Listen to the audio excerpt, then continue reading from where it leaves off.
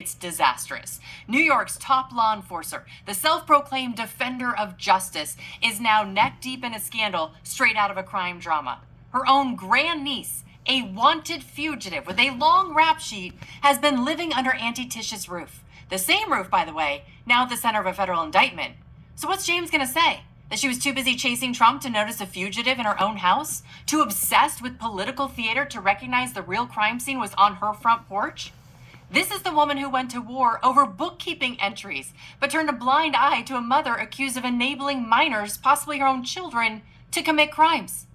Letitia James, the nation's loudest voice on accountability, caught harboring a fugitive while facing her own bank fraud charges. And just wait, believe it or not, there's more. Tim Walz just got caught allowing illegal immigrants to check a box at the polls for their preferred political candidates, all while at the same time, liberal Supreme Court justices are being called out for saying racist comments made on record this morning in front of the entire court.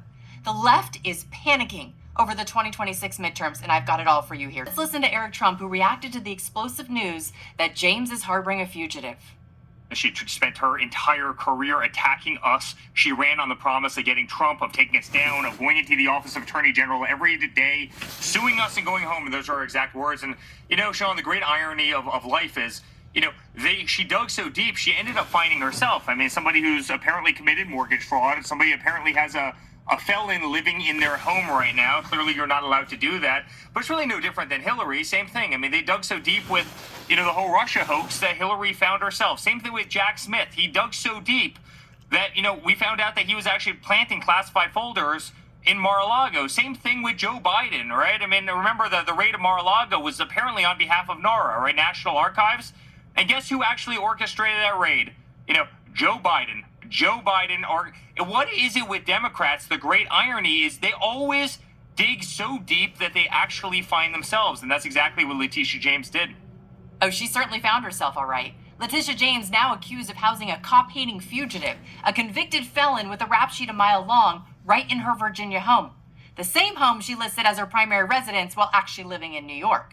Meet 36-year-old Nakia Thompson, Tisha's grandniece, living under her aunt's roof in Virginia with her 3 children in tow. And Thompson is not exactly the kind of neighbor that anybody wants living next door. I mean, she's been arrested twice just while living there for assaulting police officers. And it gets worse.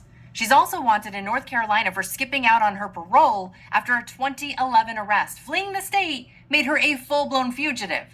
Court documents show she was charged with malicious conduct by a prisoner, a felony by the way, plus assault of a government official and resisting a public officer. So 2 felonies.